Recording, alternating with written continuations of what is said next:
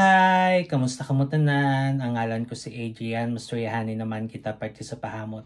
Ini nga pahamot nga luya ko istorya sa inyo subong tawag siya Polo Blue Parfum for Men. Iyan siya ni Ralph Lauren.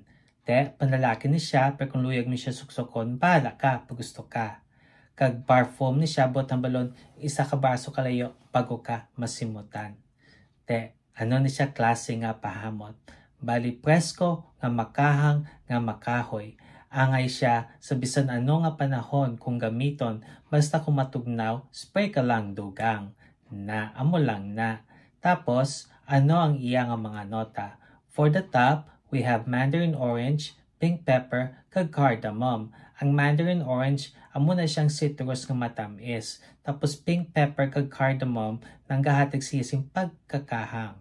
For the mid, we have clary sage, lavender, vetiver, kag jasmine.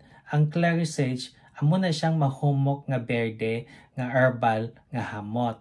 Tapos lavender, nga pampapresko. Vetiver, hilamon na siya konsimutan.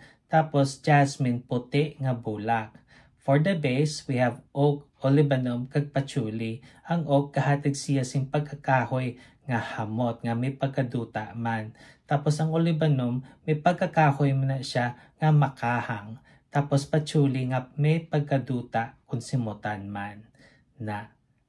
Kabay pa nga namian kamo sini nga pahamot.